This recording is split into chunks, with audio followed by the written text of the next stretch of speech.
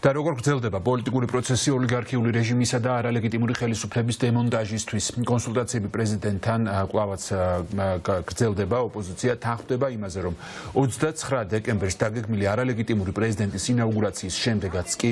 ქვეყნის ერთადერთ ლეგიტიმურ პრეზიდენტად კვლავაც დარჩება სალომე ზურაბიშვილი და იმის მიუხედავად სად იქნება ის და როგორ დასრულდება ყაველაშვილის არალეგიტიმური ინაუგურაცია, სამართლებრივი მოცემულობა უცვლელი დარჩება. ქვეყანას ჰყავს არალეგიტიმური პარლამენტი, რომლის მიერ დამტკიცებული მთავრობაც და არჩეული პრეზიდენტიც არალეგიტიმურია. ამ მოცემულობაში კი ერთადერთი ხალხის მიერ არჩეული და ლეგიტიმაციის მქონე მთავარსარდალი რჩება სალომე ზურაბიშვილი. ნინო სამყურაშვილი გვეტყვის, როგორ ხედავენ ოპოზიციაში პოლიტიკური პროცესების გაგრძელებას ყაველაშვილის არალეგიტიმური ინაუგურაციის შემდეგ. დიახ, ჩვენ ჩავწერეთ ოპოზიციური პარტიები, 4-ვე ოპოზიციური პარტია და მათ ვკითხეთ ის თუ როგორ წარმოუდგენიათ 29 დეკემბრის შემდეგ აი ამ ბრძოლის გაგრძელება და სალომე ზურაბიშვილი აი ამ ბრძოლაში და რა თქმა უნდა სალომე ზურაბიშვილი რომ არის წამყვანი ფიგურა ამას ყველა აღიარებს და აცხადებენ იმას რომ მთავარი მიზანი რა თქმა უნდა იყოს ის რომ ქვეყანაში ჩატარდეს ხელახალი არჩევნები, რადგანაც ეს პარლამენტი არის არალეგიტიმური. მაგალითად, კოალიცია ცვლილებისთვის ლიდერი ნიკა გვარამია პირდაპირ ამბობს იმას, რომ რაც 29-ის შემდეგ ვერ მოხდება, ოლიგარქიული რეჟიმისთვის არის ის, რომ ლეგიტიმაცია ვერცერთ შემთხვევაში ვერ ექნება მიხეილ ყაველაშვილს და ერთადერთი ლეგიტიმური პრეზიდენტი არის სალომე ზურაბიშვილი და ის დარჩება ლეგიტიმურ პრეზიდენტად, ვიდრე საქართველოში არ ჩატარდება ხელახალი არჩევნები იმისათვის, რომ სწორედ შემდეგ უკვე ლეგიტიმურმა პარლამენტმა ხელახლა მოახდინოს სახელმწიფო ინსტიტუციების ლეგიტიმაცია და მათ შორის ასევე პრეზიდენტის ქვეყანას რომ ყავდეს ლეგიტიმური, სწორედ ახალმა არჩევნებმა უნდა განსაზღვროს ეს ყველაფერი. იდეა იმასთან დაკავშირებით, რომ მაგალითად სალომე ზურაბიშვილს ორბელიანის სასახლეში დაიცავს ყველას, თუ სალომე ზურაბიშვილი ამას გადაწყვეტს, ეს განცხადება გუშინ გააკეთა ანადოლიძემ და დღეს სწორედ ანადოლიძეს ვკითხეთ ეს, რომ როგორ წარმოუდგენია ეს ყველაფერი და მან იგივე გაიმეორა, რომ ეს ყველაფერი არის სალომე ზურაბიშვილის გადასაწყვეტი, მაგრამ თუ პრეზიდენტი გადაწყვეტს იმას, რომ ორბელიანების სასახლეში რჩება, ოპოზიცია მზად არის, რომ მათ შორის ფიზიკურად დაიცვან პრეზიდენტი, თუმცა უნდა ითქვას ხაზგასმით ის, რომ სალომე ზურაბიშვილს არაფერი არ უთქვამს, თუ როგორ წარმოუდგენია თავისი მომავალი 29 დეკემბრის შემდეგ და ფიზიკურად დარჩება ორბელიანების სასახლეში თუ არ დარჩება, ამასთან დაკავშირებით არანაირი განცხადება არ გაუკეთებია. რაც შეეხება სხვა პარტიებს, მაგალითად გახარია საქართველოსთვის წევრები ამბობენ იმას, რომ სალომე ზურაბიშვილმა უნდა თქვას ჯერ თვითონ რას აპირებს, როგორი გეგმავს თავისი პოლიტიკური მომავლის გაგრძელებას, თუმცა მათთვისაც ერთი საერთო მიზანი არსებობს დღეს, საერთო მიზანი არის ის, რომ ქვეყანაში ახლა აუცილებელი არის, რომ ჩატარდეს ხელახალი არჩევნები და ყველა პოლიტიკური პატიმარი იყოს გამოშვებული და ეს არალეგიტიმური პარლამენტი და არალეგიტიმური ხელისუფლება, რომელიც ახლა ყავს ქვეყანას, ეს ყველაფერი საქართველოში უნდა დასრულდეს იმისათვის, რომ ქვეყანამ ნორმალური პოლიტიკური ცხოვრება გააგრძელოს. გეტყვით, რა არ მოხდება და არც უნდა მოხდეს არავითარ შემთხვევაში 29 ოქტომბერს. სალომე ზურაბიშვილის უფლებამოსილება არ შეწყდება. რატომ? მიუხედავად იმისა, რომ კონსტიტუციური ვადა დადგენილი არის ამოწურული, მთავარი დებულება კონსტიტუციური არის, რომ პრეზიდენტის უფლებამოსილება წყდება ახალი პრეზიდენტის ინაუგურაციისთანავე, ანუ როცა ის დადებს ფიცს. ჩვენ ახალი პრეზიდენტი არ გვყავს იმ უბრალო მიზეზით, რომ დღევანდელი კონსტიტუციით პრეზიდენტს ირჩევს პარლამენტი და ხმოსნები და შესაბამისად, როდესაც არ არსებობს ლეგიტიმური პარლამენტი, ვერ იარსებებს მის მიერ ლეგიტიმურად განხორციელებული ვერანაირი ქმედება, იქნება ეს ვინმეს არჩევა პრეზიდენტის და მთავრობის ჩათვლით, თუ მიღებული ნორმატიული აქტი, ან სხვა ტიპის აქტი. შესაბამისად, 29 დეკემბრის შემდეგ სალომე ზურაბიშვილი აგრძელებს თავის უფლებამოსილების განხორციელებას, ვიდრე არ ჩატარდება ამ ქვეყანაში დემოკრატიული არჩევნები, ხელისუფლება არ შეიცვლება დემოკრატიული გზით და უკვე ახალი პარლამენტი არ აირჩევს ახალ პრეზიდენტს, რომელიც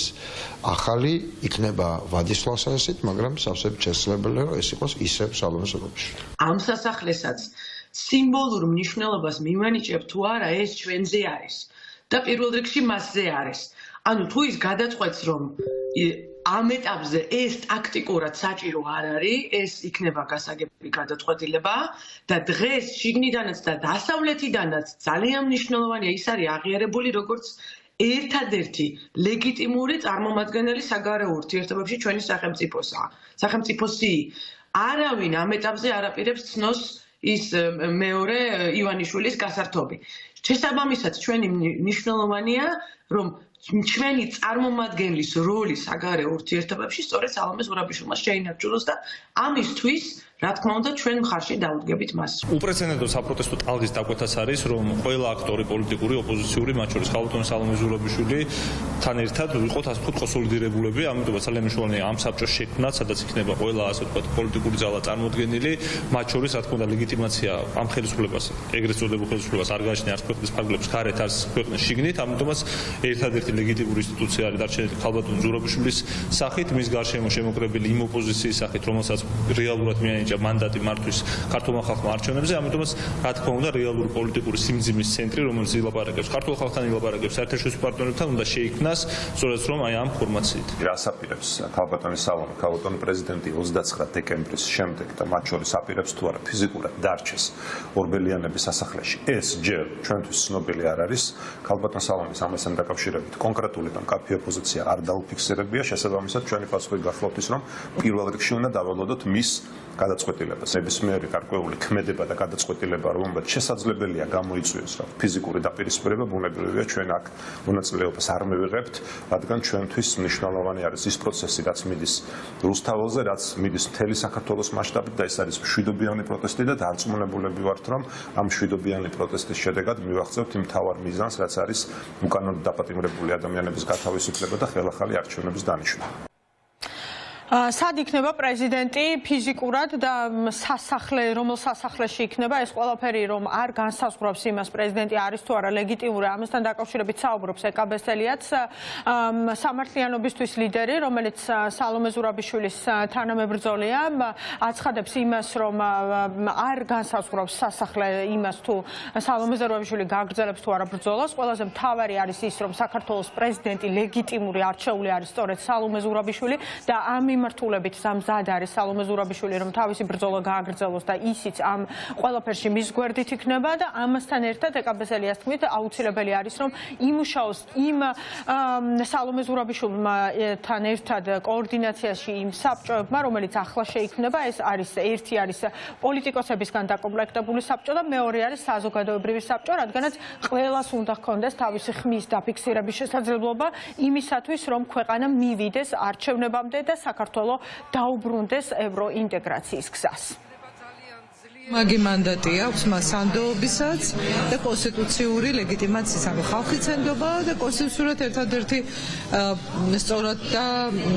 სამართლიანად არჩეული პირია. ამიტომ აქ ადგილს არ აქვს მნიშვნელობა პრეზიდენტის სად იქნება, გადაწყვეტს აქ დარჩება თუ არ გადაწყვეტს და სხვა ადგილს აირჩევს. მე არ უკავშირებ ამ ლეგიტიმაციას შენობას, იმიტომ რომ შინაარსია აქ არსებითი სხვაობა და რა სასახლეში ან სხვა სასახლეში რომ მიხეილ ყაველაშვილი დასვან პრეზიდენტი გახდება არა რა თქმა უნდა. ასე უყურებ მე პირადად ამ საკითხს, თავად მაინც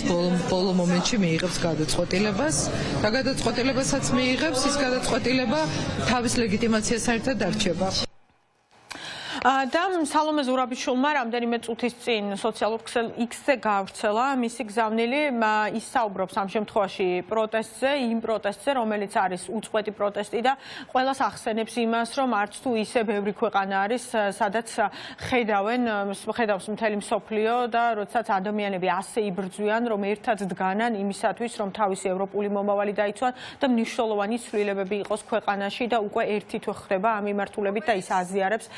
ევრონიუსის სტატიას და ევრონიუსის მიერ მომზადებულ ვიდეოს და სიუჟეტს, რომელიც სწორედ საქართველოში მიმდინარე პროცესებთან დაკავშირებით არის გადაღებული და 29 დეკემბერს კვირა დღეს ქართული ოცნება არალეგიტიმური პრეზიდენტის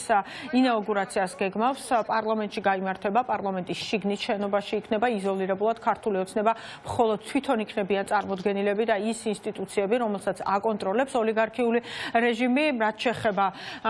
დიპლომატიურ კორპუსს საქართველოში აკრედიტებულ ელჩებს, რომელიც ყოველთვის ინაუგურაციების დროს არის ხოლმე ერთ-ერთი მთავარი კომპონენტი და მთავარი შემადგენელი ნაწილი დიპლომატებს ტრადიციულად არ ეპატიჟებიან ქართული ოცნების წევრები, რადგანაც თვითონაც იციან, რომ დიპლომატები იქ არ მივლენ, იმიტომ რომ არავის არც მიხეილ ყაველაშვილი და არც ქართული ოცნების ხელისუფლება 26 ოქტომბრის არჩევნების შემდეგ არ უღიარებია.